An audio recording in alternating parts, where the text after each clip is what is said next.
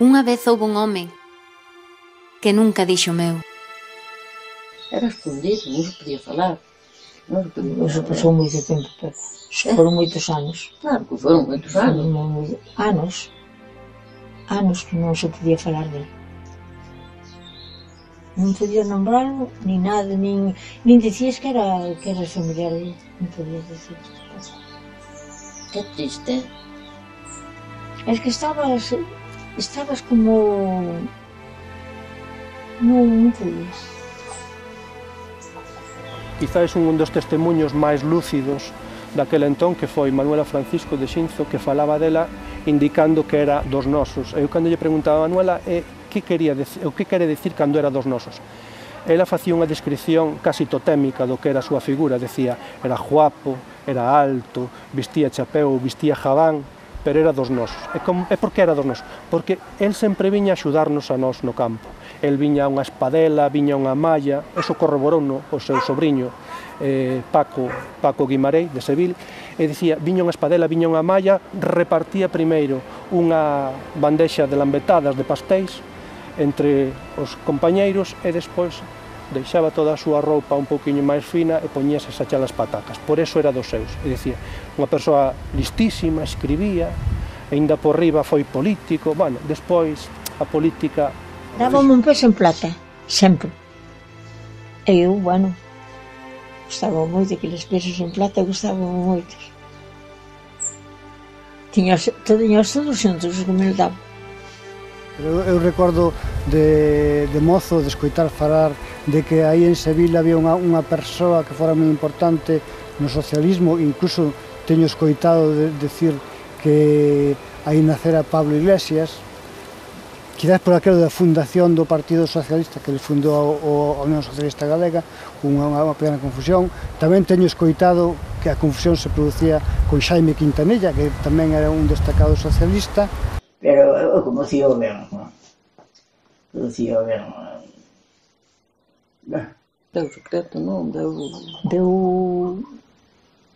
un familiar noso en Santiago, pois alá se arreglou para sacalo, para desenterralo,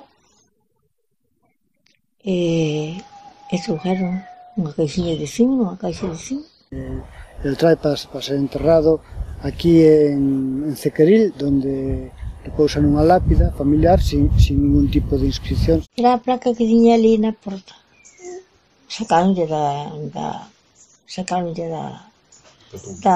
lápida, da losa, sacaronlle. Ten ali os... Sacaronlle a pouco tempo xa que lle puxeron, se lle sacaron. Era unha dorada, unha placa dorada. Non puña máis que Juan Jesús González, abogado.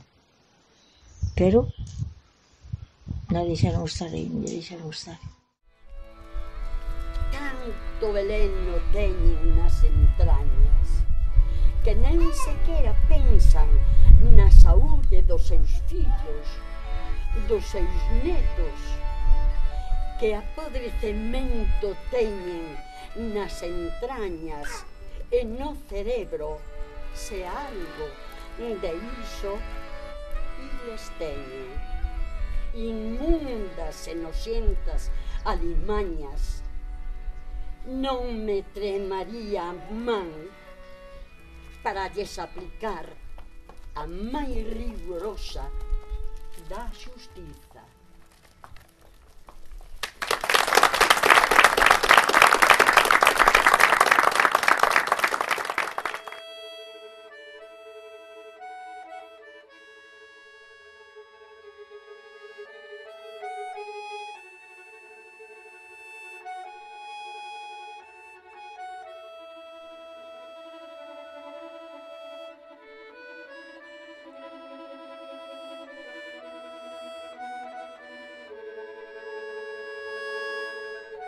Eu nacín nunha afastada, non sei se remota, aldea galega.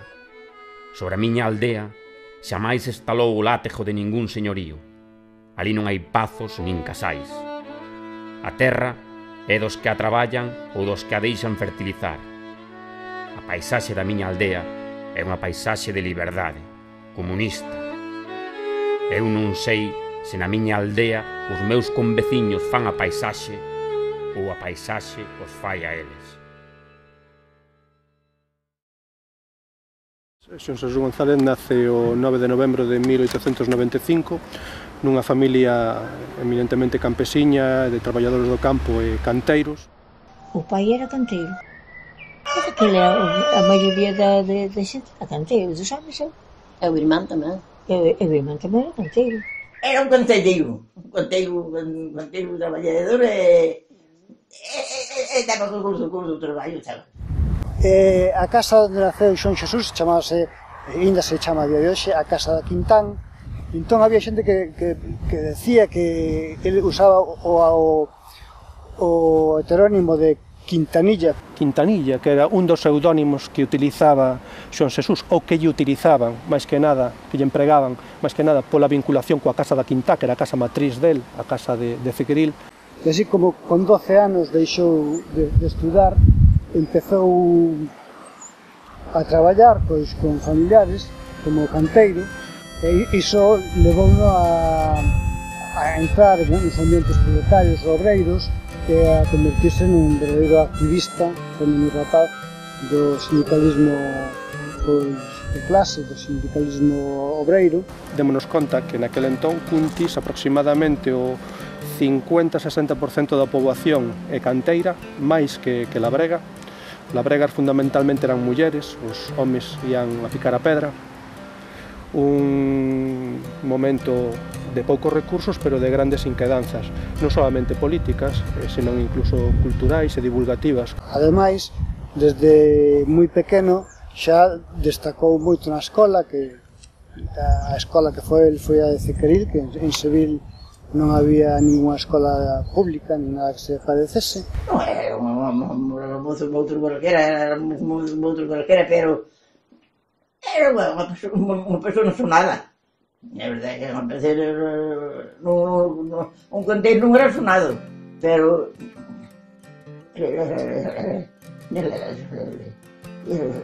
Xon Xesús é un gran autor, é un home que, eso sí que mo comentaban aquí en Cequeril, que nunca o vían facendo o seu traballo sin levar un libro na man, incluso carexando feixes de erva con a man e co outro lendo, non?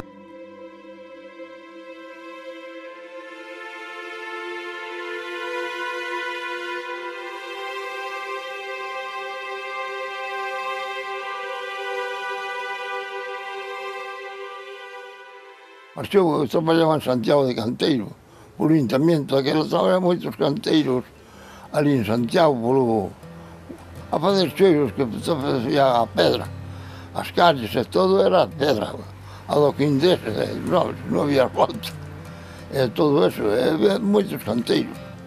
É un pariente seu, eu pensaba que era un primo del, pero eu creo que máis ben era un cuñado que estaba casado ca súa irmá, que foi quen lle ofreceu día a Santiago a buscar un posto de traballo nunha empresa cuntiense tamén, a Boi se chamaba, non recordo agora os dous apelidos, pero o que sei que aos poucos meses de estar traballando con esta Boi organizoulle unha folga polo despedimento dun obreiro, algo que non foi moito tempo me recordaba un familiar deste avoi dicindo que mira que meu avó doulle un posto de traballo e ele pagoulle así facéndolle unha folga ao pouco tempo de estar ali. Pero bueno, ali traballou en distintas empresas. Ali viña un coche que levaba a traballar de canteiros a Santiago. Levaban o pan para 8 días, de lunes a sábado, a máis touciño e chourizos. E comían así, que non había outra vida. É que había que aguantarse, e se quedaba por 2 reales. Pero, que queres, foi así a vida. E ao mesmo tempo que traballaba, pois, dedicábase ao estudo, a formarse, chegou a facer, ao tempo que estudaba, pois, chegou a facer, pois, o bacharel, chegou a facer estudos de magisterio, que acabou, e que mesmo chegou a ter praza en propiedade nos arredores de Santiago. A Xoan Xesús González recordo perfectamente e fomos moi amigos. Coñecino na universidade. Xoan Xesús González, de orixe moi humilde, fora albanel. Levantábase de noite. Cando os outros dormían, os que estaban máis daqui, incluso estaba seu pai, tamén ali. Unha vez que o pai enfermou, volveu a casa, outro compañeiro sentou no levantar e entón seguiu. A ver, cando iba, ele non pensaba que iba, chegou a Alameda, sacou o libro, e dali foi cando superon que ele estaba, cando aquí na casa superon que estaba o que estaba facendo. Claro, que cando foi a facelo o exame, lo han prestado un amigo, era xente humilde, pobre, traballadores. Entonces, era xente de traballar, o traballo da terra nunca deu nada.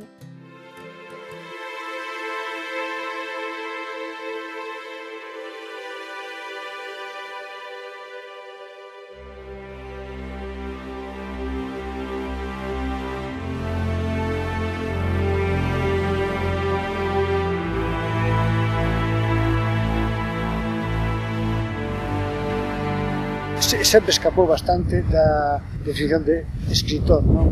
El sempre se considerou un loitador que usa a cultura simplemente como un medio, cultura, por tanto, literatura, como un medio para conseguir un fin, non? Que é a liberación das clases oprimidas. Despois, evidentemente, desenvólvese en círculos universitarios vinculados sobre todo á arte dramática. El está dentro dos grupos de declamación ou vincúlase cos grupos de declamación La Raza e a Universidade.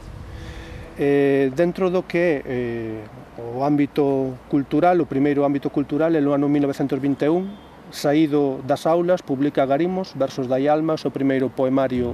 Poesías tiña moitas, dedicáballes a mozas, claro que non sei quen eran, pero sí, poesías tiña moitas. Agarimos. Así se intitula un folletiño con versos da Alma por Xoan Xesús González, imprentado en Compostela. Xoan Xesús González, que escribiu os seus versos na Campía de Seville, é un rapaz que sente en poesía. Leva no peito un corazón ateigado de lirismo. Por esa época, 21-22, aparecen as súas primeiras obras dramáticas, algunha representada, como por exemplo Carmiña. Tivo lugar no Principal a estrea da comedia en 2 actos e un prólogo Carmiña, original do escolar don Xoan Xesús González, con ilustracións musicais do mestre da Capela da Basílica, señor Soler Palmer. O público foi moi indulxente e premiou o labor dun e doutros con aplausos e chamada á escena do señor González. Este lego prólogo, que é moi bonito e moi literario. Non só se aventura no eido da arte dramática, senón incluso da pequena novela. Ana María está escrita sinxelamente, e o seu desenvolvemento, máis que un conto, parece a páxina real dunha vida. Despois, a partir de aí, comezan pequenos ensaios, sobre todo que teñen que ver tamén co eido de educación. Escribe habitualmente en galego, non moito así na prensa, a prensa non estaba normalizada, nin hoxe está normalizada. Na narrativa era a súa lingua habitual, na poesía era a súa lingua habitual, no ensaio alternaba a veces co castelán, pero sí se ve en distintos artigos de prensa a súa vinculación directamente co contexto lusófono. Portugal e Galiza teñen de realizar xuntas un mesmo destino histórico. Teñen que levar xuntas un mesmo vieiro social, político, relixioso e cultural. Somos galegos e somos lusitanos, religiosamente, etnolóxicamente, filolóxicamente, por riba de todas as pequenas e vulgares opinións. Irmáns, vinde a nós. Irmáns, facede que nós vayamos a vós. O feito de que Xoan Xesús González escriba un libro que pode ser o abrente ou os albores do que podería considerarse a novela pseudoerótica galega, que sería modelo Paco Sorei. A miña moi amada Lucinda sentíase enjulida polo meu ollar circio, devorador, polo meu ollar famento e sensual tamén. E gozaba con toda a súa alma, no seu e mente da sensual caricia dos meus ollos. Sentíase máis dona de min, ou fanábase de ollarme embruxado coa poesía tenra dos seus encantos naturais de muller en flor. Presentía, en silencio, o meu empequenecemento diante da poesía bárbara da súa carne ardente, queimante e virxe que ningún home lle tocara aínda coas súas mans voraces. Mais o que máis fondamente se dedicou foi ao xornalismo, algo que lle procuraba pois un sustento, quizás maior que o que lle procuraba o magisterio, e pudo permitirse pois o luxo de abandonar o magisterio e dedicarse por enteiro pois ao mundo do xornalismo, sin abandonar en ningún caso pois a política, o sindicalismo e distintas actividades de carácter intelectual que o satisfacían moito. El País Gallego era un xornal no que el lanza á sociedade distintas avaliacións, distintas críticas sobre o xeito no que debera ser realmente o ensino galego. Un ensino teórico, pero evidentemente acompañando dunha aplicación práctica dentro do que serían as industrias, dentro do que serían, por exemplo, os lugares productivos. E, sobre todo, pois, loitar porque as novas xeracións fosen máis formadas, que tiveran a oportunidade que non tivo el. Xoán Xesús González, o excelente xornalista santiagués, tivo unha feliz iniciativa que tentou realizar con grande entusiasmo e que merece un sincero aplauso do país. Trátase dunha fermosa obra, que en cada vila de Galiza haxa unha biblioteca e unha sociedade cultural que a inicie, a fomente e a converta en órgano positivo para o afinamento do espírito do pobo. Os escritos de Xoán Xesús, as súas viaxes, as súas conferencias e o seu afouto esforzo deron xa os seus froitos. Hai en Galiza 12 ou 14 organizacións que se preocupan por constituir nas súas vilas bibliotecas populares. Chega a fundar distintos proxectos, que a veces son algo máis que proxectos, no ámbito do xornalismo, como el País Gallego, como Amanecer. Pospoñermos todos os ideais, todas as ambicións, todos os egoísmos de tipo político ao ideal absoluto dunha Galiza ceibe, dunha Galiza dona dos seus destinos, dunha Galiza en plenitude da súa integridade económica. Nestas columnas só se han recollir as sinaturas, as actitudes e os xestos de todos aqueles que loiten por unha Galiza libre e independente.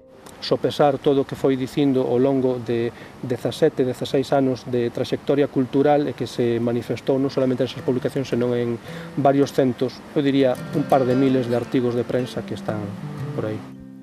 Ao corresponsal del pueblo gallego en Santiago, don Xoán Xesús González, foi imposta unha multa de 500 pesetas pola publicación dunha crónica sobre a vida municipal de Santiago. Impónselle outra multa de 500 pesetas por unha información sobre os axentes da orde pública no mesmo xornal. El, na Caldeirería, na zona do Pregontoiro, funda con Arturo Cuadrado en sociedade o que ven a ser a librería editorial Niqué. Hai moitos anos existía na Rúa da Caldeirería de Santiago a librería editorial Niqué, propiedade de dous homes, mozos daquela, os escritores Xoán Xesús González e Arturo Cuadrado. Na parte de diante, onde se atendía o público, vendíanse os libros ao prezo que ese público, composto en xeral por estudantes, decidía que valían. A librería editorial Niqué, que cunha función completamente altruista, o único que pretende a difusión da cultura, vendendo libros polo precio que o cliente considera oportuno pagar, que é algo que nese momento resultou sorprendente. Ou a revista Resol, que era repartida gratuitamente polas rúas, que a fundaron el e outros, digamos, tertulianos da editorial Niqué, da librería Niqué, porque tamén era como unha especie de local onde se reunían pois moitos líderes sindicais.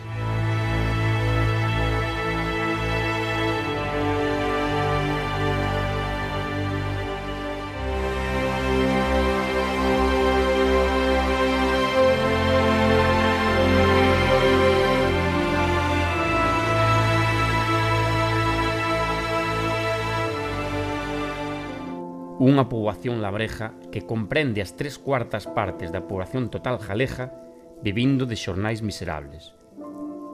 Unha emigración forzosa de 200.000 galegos en terras inhóspitas e uns pequenos propietarios do agro empobrecidos polo fisco, a usura, as rendas máis altas de Europa e un señoritismo caciquil estúpido. Unha poboación industrial e mariñeira en paro forzoso, que se acumula doente famélica no ventre das cidades. Digamos que el ten unha actividade bastante destacada dentro da agrupación socialista, concretamente o que era a UGT. Os tempos son chegados para libertar a terra galega do caciquismo negreiro que nos asoballa, para matar as toupas que nos comen os dereitos da xente e nos rillan as liberdades políticas que merecemos.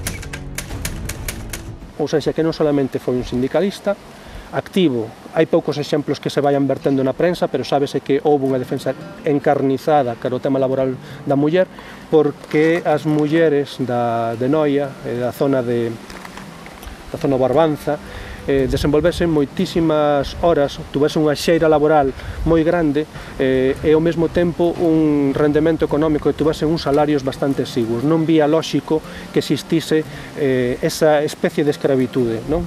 E despois fixose jefe do sindicato de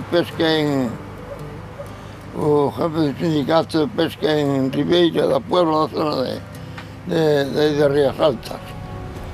Organizadevos en sindicatos, en sociedades que poidan derrotar os explotadores ao servizo da tiranía. Organizacións que vos fajan homes libres, homes capaces de opoñerse ao negro caciquismo que nos consome e liquidar o sistema social que tanto dano lle fixo ao mundo e que tantas vítimas produciu. Curiosamente, Xosé Jesús González entra nas Irmandades da Fala no ano 1917, non no 16, dende oficio, a profesión de canteiro. El non entra ali como mestre, que non o era, non entra como estudante, que tampouco era, senón como canteiro, como traballador da pedra. Sempre falaba gallego. Moi gallego. Penso que se nos obrigou a desnaturalizarnos, a non estimarnos a nós mesmos, a que nos negásemos continuamente. El, polos anos 20, medio dos anos 20, é un dos dirixentes do Partido Socialista a nivel compostelá, pero está descontento co PSOE pola súa apatía cara ao autonomismo galego. Algúns socialistas, suxestionados polo brillo falso da palabra internacional, coidan herético todo esforzo por enxalzar a patria de cada un. Con superlativa satisfacción, observamos como medra o círculo dos que creen que, antes que opostas, resultan complementarias ás doutrinas socialistas e nacionalistas en nacións que excluen todo imperialismo do seu programa. É outro socialismo, non o que se manda a practicar desde Madrid, o que Galiza precisa na hora presente. É un home que nunca tira a toalla. Si nun momento estivo no PSOE, chega ao Congreso este de Monforte tan polémico, onde se decantan todas as posicións máis españolistas, máis antigalegas, é un momento en que el decide abandonar o PSOE cando levaba moito tempo xa dando caña e intentando cambiar o rumbo. O acordo dos socialistas galegos en Monforte a respecto da autonomía de Galiza foi, ademais dun erro, unha contradición flagrante cos seus postulados doutrinais. O socialismo negaríase a si mesmo, contradiría os seus postulados fundamentais se se opuxese ás reivindicacións das nacións oprimidas. Denlle as voltas que lle dean, o problema básico desta terra é a autodeterminación, o do goberno propio. El tiña moi claro o tema galego, tanto é así que non é unha nin dúas as publicacións que existen na prensa polos anos 20, ano 23, ano aproximadamente, cando xa empeza a falar do arredismo galego. Os países que hoxe forman aínda dócilmente a triste realidade da España unitaria senten a tiranía como imposta por unha potencia estranxeira como é o Estado centralista español, que pisou e pisa a súa soberanía. Na madrugada do 25 de xuño de 1931, unha multitud obreira tomou o concello de Ourense, izou a bandeira azul e branca e proclamou a República Galega. 2 días despois, a proclamación estendeuse a Compostela, onde se nomeou presidente do Estado galego a Alonso Ríos.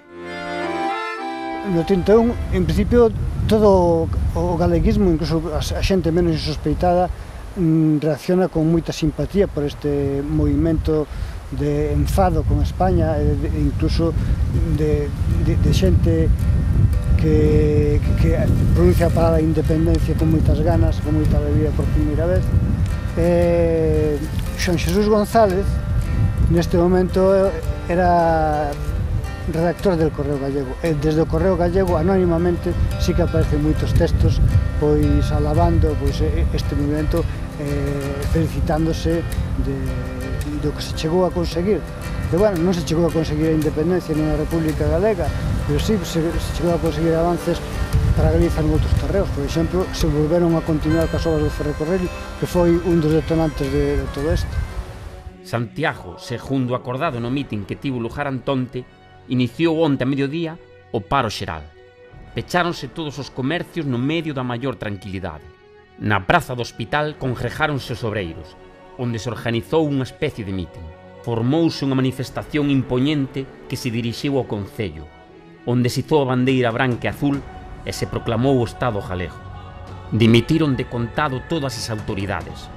O pobo pediu clamorosamente que Alonso Ríos ocupase a presidencia da Xunta Revolucionaria e, daquela, dixo este que era do pobo e que antes de ceder habían pasar sobre o seu cadáver. Inda que participou nun principio nun partido nacionalista en Compostela, cando os composteláns deciden integrarse no partido galeguista, el negase, de que non quere entrar nun partido interclasista, porque ele, sobre todo, débese á súa clase social. O nacionalismo debe ser democrático, e como democracia ten que ser un método, un camiño, non unha utopía, non unha quimera intelectual. Eu non concibo un nacionalismo como dogma. Non me sería posible, porque como dogma resultaría antipopular, e en Galiza todo o que sexa antipopular non calla. Concibo un nacionalismo galego de acción, e aquí salta o popular. Onde non hai pobo, non hai evolución continua.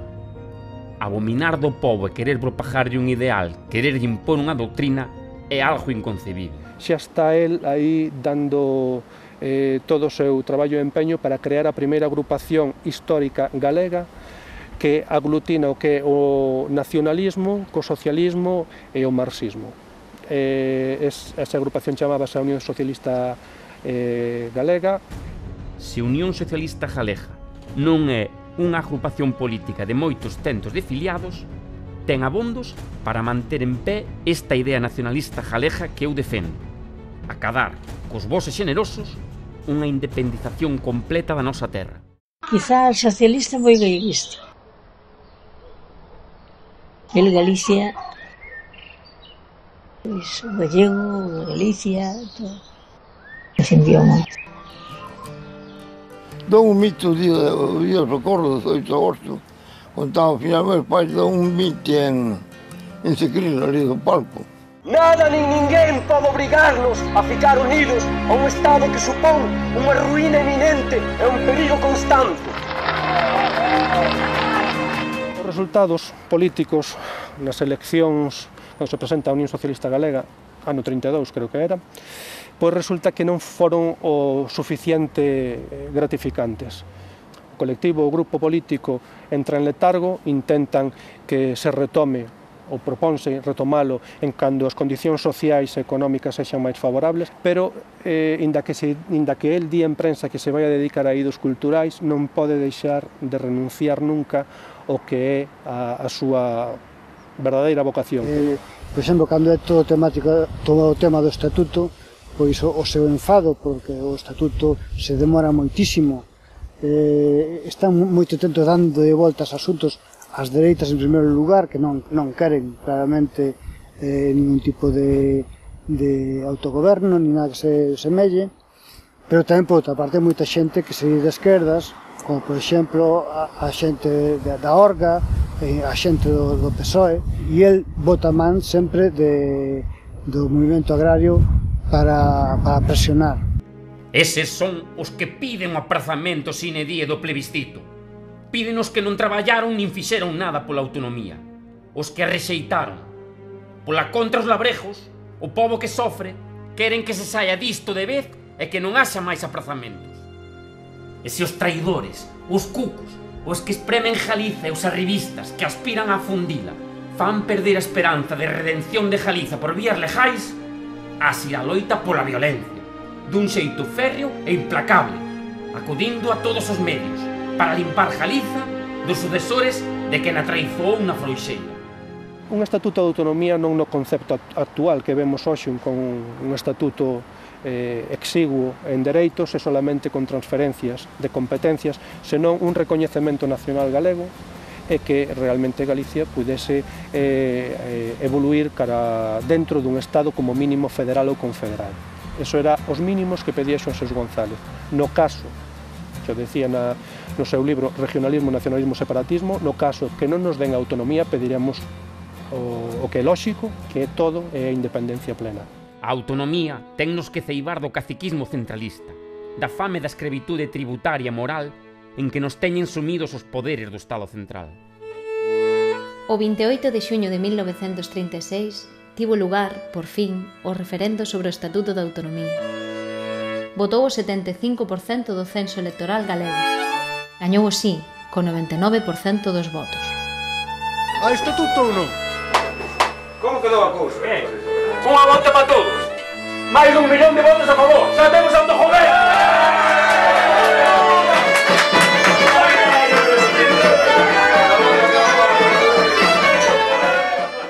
A muller, o papel que xoga neste momento nos movimentos políticos, sociais, son escasos, pero no agrarismo sí que xoga un papel determinante, moito máis maior que os homes, inda que depois os representantes, os que falan nos mítines, os que escriben son casi sempre homes, pois a muller realmente a manifestación da rebeldía contra o caciquismo, contra os foros, contra todo eso, el sabe porque el o vive de primeira man. Pois en 1924 el pasa a formar parte do Consello de Redacción do grupo de correspondentes que hai en el pueblo gallego de Vigo. É a primeira vez que teñemos constancia do seu transvestismo literario. Digamos que el se reviste de muller para falar de problemas cotías da muller. Bueno, las mujeres defendías. Sí que non sei que me gustaba como se trataban. Todas as súas obras están moi vinculadas co tema da muller, o tema feminino. Se empezamos coas obras de teatro Carmiña, e xa non quixo pecar, ou Felisa, vemos que sempre está a muller presente, non solamente no título, incluso nos contidos. Despois, dende Editorial Lar, Ana María, a filla da patrona. Resulta curioso, non che chega con escribir en galego que por riba todas as protagonistas son mulleres. Hecho que tense non atravesado. Tiña as cousas moi claras que tiña que ser a súa agrupación nacionalista, socialista e marxista e cun apartado directamente ligado ao tema da muller. A muller cómprelle vivir a súa vida plena. Requírese a súa presenza diante dos problemas da vida e por iso é preciso capacitala, dotala de personalidade, dignificala. Como? Dándolle acceso ao plano en que se desenvolve o home, abríndolle as cátedras para que se eduque, franqueándolle o taller, a fábrica, a oficina e o parlamento, para que ali poida realizar un servizo maior á sociedade. Pero como vai chegar a muller a eses lugares de engrandecemento e dignificación se aínda seguen a considerar os mesmos que a pretenden vindicar un instrumento utilitario no mundo dos praceres carnais? En menos de 3 anos acabou a carreira de Dereito, acabou nos inicios da República. Empeza a falar con propiedade sobre os problemas laborais xa tendo unha formación realmente en leis. Tiña en Compostela, xunto con Mareque Santos, un bufete de abogados. Despois, ao mesmo tempo, tamén tivo outro bufete na Estrada, que tiña a súa importancia. Bueno, movíase moito por esta zona, Caldas, Estrada, Cuntis, tanto dando mítines como facendo o seu labor como abogado, como nos ambientes da amizade, ambientes familiares, etc. El tamén, eu que sei, traballaba igual para outra xente, unha persona que non lle podía pagar, el traballaba igual gratis. Unha persona pobre que non podía, sí, se facía. Facía yo a moitos, el por aquí tiña moito Moita xente que se acercaban a ver. Xoan Xesús vivía un momento de euforia extraordinaria. Era un home agradable, aberto. Tiña un bufete que daba moi bons resultados. Tiña unha moza dende había bastantes anos. Traballaba nunha confeitaría no Toural. Pasteles, mira, tantos pasteles veía. Da pastelería do mozo. Estuvo aquí, estuvo con ela aquí, estuvo máis unha vez. Era alta, tamén como ele. Era máis ou menos do mesmo... Que era a moza? Que? Si, a moza. Lola, se chamaba Lola. Lola Mora, Dolores Mora Becaría. Filla dos donos da pastelería Casa Mora, da Rúa Nova, galeguista e voluntaria da Obra Social de Compostela.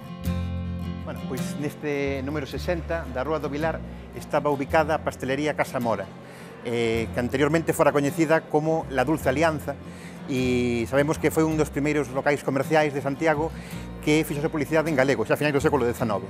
E nesta casa traballou, era da familia, e traballaba Lola Mora. E podemos supoñer que aquí no despacho da pastelería foi onde coñeceu a Xoan Xesús, porque el tivo o seu despacho de abogados nesta mesma Rúa do Vilar, un pouco máis abaixo, número 13. Temos constancia do activismo político de Lola Mora. Ela consta como patrocinadora no ano 33 dun acto de homenaxe a Rajoy Leloup, que curiosamente o avó do presidente Rajoy, e daquela era presidente da Asamblea pola Autonomía da Galiza.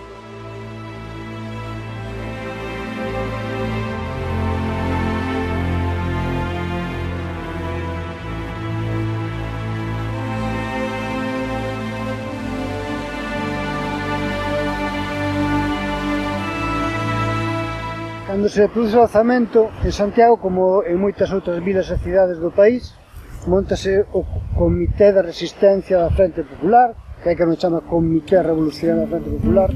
E, bueno, en Santiago, pois, como non pode ser de outra maneira, tamén se monta. Xoan Xesús non é admitido aí, porque Xoan Xesús non está na Frente Popular, porque non pertence á esquerda republicana. Ele iba por tipo, ele estaba no seu propio campo. Pero entón, o que si chegan a un acordo en que el reúna a xente da súa confianza, sobre todo xente de Calo, e mentras os demais, os do Comité da Frente Popular, se dirixen a Coruña pois a loitar contra o asedio que está sufrindo por parte dos sublevados, pois el queda a custodia da cidade de Santiago de Compostela. ¡Irmán! ¡Vimos parar o fascismo! Digamos que el non se queda pasivo na casa, el non se entrega, el non foxe os primeiros días, senón que empuña as armas e organizan un conxunto de persoas labregas e canteiras que, empuñando as armas, intentan, polo menos, salvagardar o que é a cidade, puntos clave da cidade.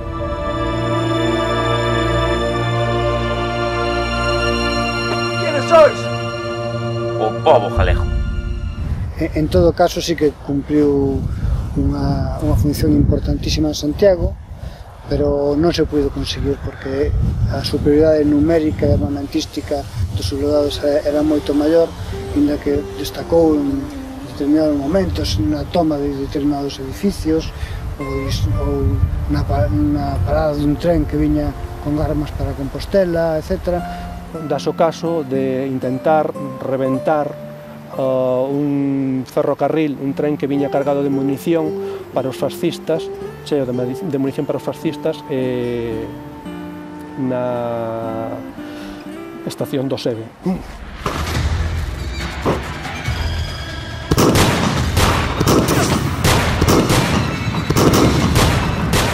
Cai un dos seus componentes, que é o ferreiro, escapan, uns van por un lado, outros van polo outro. A salvar a vida, porque a vida era unha vida sola. Cada un escapaba por pudo. No momento en que cae Compostela, como moitísima xente, pois se desperdiga a xente polo monte, moitos son acribillados a tiros pola Garda Civil e polos falanxistas. Xoan Xesús, polo que se sabe, andiu por aquí, pola zona da Estrada de Cuntis, polos montes da Estrada de Cuntis, pois fuxido. Desde que ele anduvo sin saber onde estaba, escondido, non había contacto coa casa. Non se supo nada, nin por conocidos, nin por nadie, nin que nadie veu. A pasaren pola raia quixeron que me rendese, pero non me dei.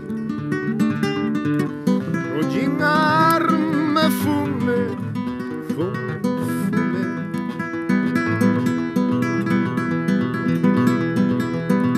E ben xa máis desen nomes, xa perdín mulher e fillos, pero meu fogar é a terra toda.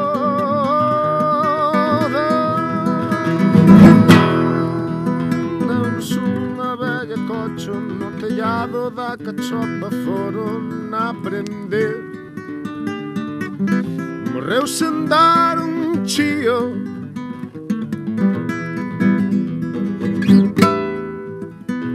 A mañán éramos 15, somos só 3 esta noite, mais hai que seguir. A nós non hai fronteira.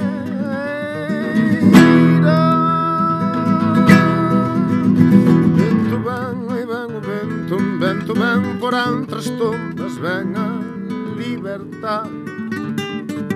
Sairemos dentre as sombras.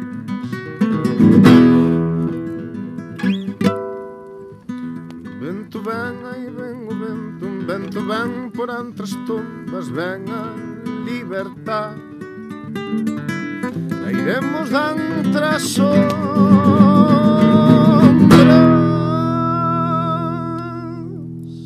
El, confiado, con boa vontade, baixa a feira a estrada, delatan a súa presenza ali e apresado e levado, evidentemente, a prisión. Quedara para encontrarse ali con alguna persoa e nesa cita estaban esperando para detelo. E o que sabe probablemente fose unha traición a que sufriu ou algo por estilo. Un veciño que era moi amigo dele, pois dixo, colleron a Jesús, dixo a un familiar, dixo, colleron a Jesús, está detenido. Entonces o familiar foi aí e deixaron vir, deixaron pasar a ver. E ainda lle dixo que estaba esposado, e que lle dixo todas as cosas moi apretadas a Jesús.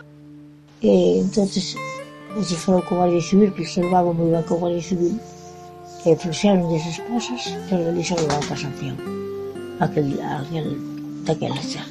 Pero colleron superno rápido, porque había xente que conocía, había xente familiares e vivo.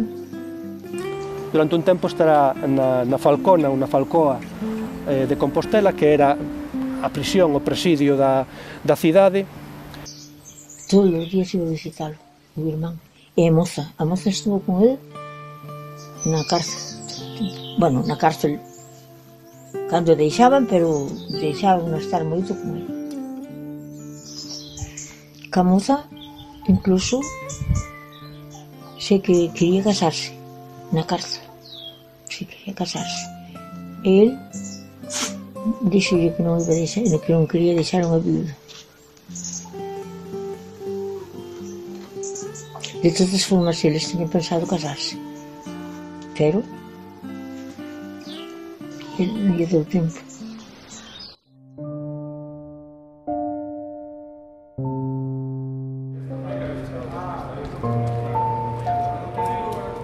Alcalde Casal, déixate de lerias co canteiro que ten aí a rapaza.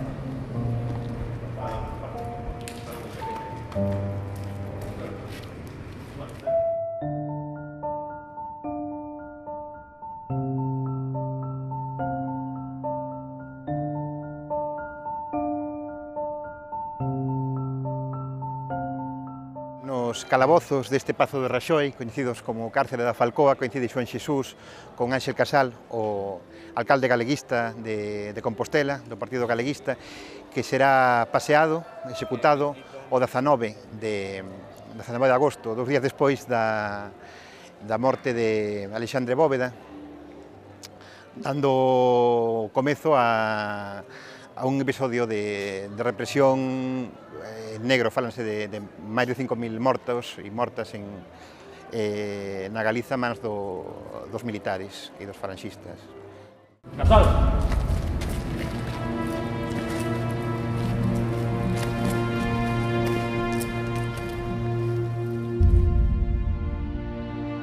Pois, do que máis se acusa é de traición. É dicir, sobre todo por os episodios de Compostela despois do alzamento. Pero, bueno, tamén entre os cargos, pois hai continuas referencias á súa actividade axitadora en Compostela. Será un tempo, terán o Consello de Guerra habitual e será declarado condenado a morte por rebeldía, e xunto con el a distintos compañeiros que formaban parte do Terzo de Calo. El que quería que cando foran a dispararle que non vendaran. Despois de recibir os santos sacramentos, di a crónica do día seguinte, do día 13 de setembro, fusilan a Xoán Xesús González no paredón do cemiterio de Boisaca. Ali tiran o seu corpo, como quen tira unha prea, un animal en descomposición, e xunto con el os corpos dos seus compañeiros do Terzo de Calo. 5 compañeiros en total, están nunha foxa común. Fixeron enterrano ali da parte de baixo da iglesia, non da parte, como un burato común. Fixeron ali como un animal. Era o primeiro que a xente, non era xente decente como a outra. Porque vai coller unha persona e sin máis nada matala e fazer o que fixeron como les poría adiante.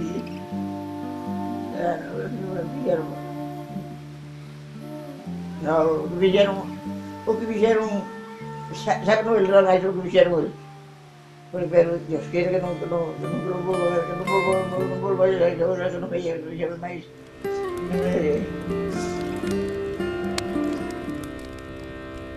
Vámonos de aquí, que hora. Vámonos de aquí, que hora. Xa o camiño das estrelas, ai, ai, ai, ai. Vai chegando as casas novas, vai chegando as casas